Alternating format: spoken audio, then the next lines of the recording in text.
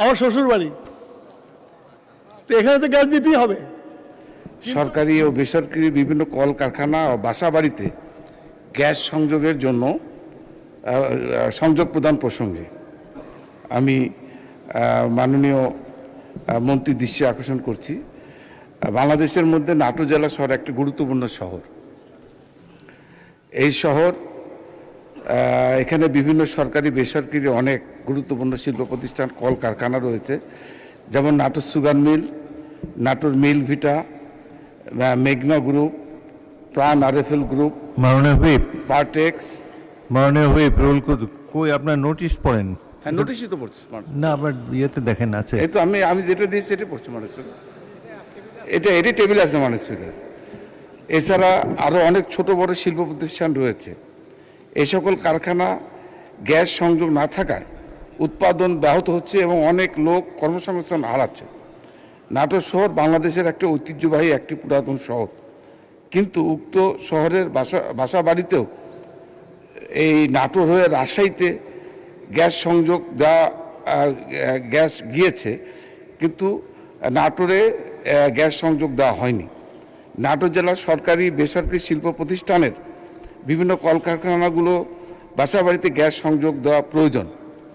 বিষয়টি অতীব জরুরি গুরুত্বপূর্ণ সম্পন্ন বিধায় এ বিষয়ে প্রয়োজনীয় পদক্ষেপ গ্রহণের জন্য মাননীয় বিদ্যুৎ জ্বালানি খনিজ সম্পদ মন্ত্রী মহোদয়ের মনোযোগ আকর্ষণ করছে মাননীয় স্পিকার। ধন্যবাদ মাননীয় হুইপ। ইকবাল হাসান মাহমুদ। মাননীয় স্পিকার, আপনাকে ধন্যবাদ এবং ধন্যবাদ ৭১ বিধিতে প্রশ্ন করার জন্য। মাননীয় স্পিকার, পার্লামেন্টারি পরিভাষাতে একটা কথা আছে, হুইট অ্যান্ড হিউমার। তো আমি এই যিনি প্রশ্নকর্তা ওনাকে নিয়ে একটা হুইট অ্যান্ড হিউমার করতে চাই। আমরা যারা রাজনীতি করি, আমাদের সবারই শ্বশুরবাড়ি আছে। সিলেটে গেলে আমাদের প্রধানমন্ত্রী বলে সিলেটের দামান, আর নাটোরে গেলে আমাকে বলে নাটোরের জামাই।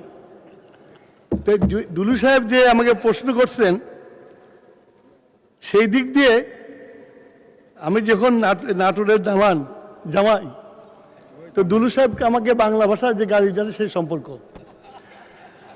তো উনি আমাকে প্রশ্ন করছেন, এই প্রশ্নটা মাননীয় স্পিকার, নাটোরে গ্যাস ছিল না। আমাদের মাননীয় প্রধানমন্ত্রী দেশনেত্রী বেগম খালেদা জিয়া ২০০৫ সালে নাটোরে গ্যাস দেওয়ার জন্য ওখানে উত্তরাঞ্চল গ্যাস সঞ্চালন কোম্পানি গঠন করেছিলেন এবং সেই কাজও শুরু হয়ে গেছিল। কিন্তু বিগত ফ্যাসিস্ট সরকার এসে সেই কাজটা বন্ধ করে দিয়েছে এবং সেই সময় এই কাজটা করতে মাত্র ৮১ কোটি টাকা লাগতো। কিন্তু তারা ২০১২ সালে এই প্রকল্পটি বন্ধ করে দেয়। এখন আমাদের দেশে গ্যাসের সঞ্চালন কমে যাচ্ছে। তার কারণ হচ্ছে এই ফ্যাসিস্ট সরকার গত ১৭-১৮ বছর একটা কূপও খনন করে নাই।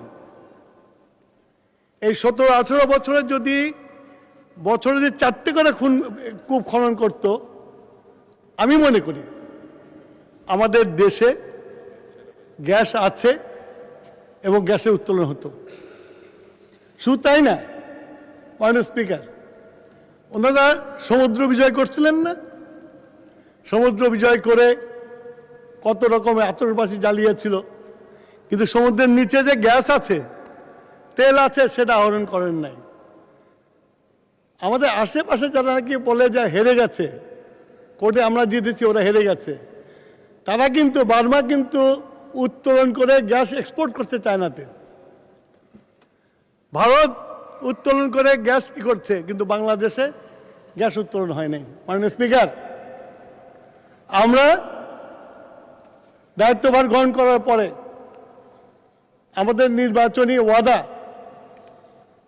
এবং আমাদের 180 দিনের যে পরিকল্পনা অনুসারে আমরা আমাদের বাংলাদেশের অফশোর এবং অনশোর গ্যাস উত্তোলন করার জন্য অলরেডি আমরা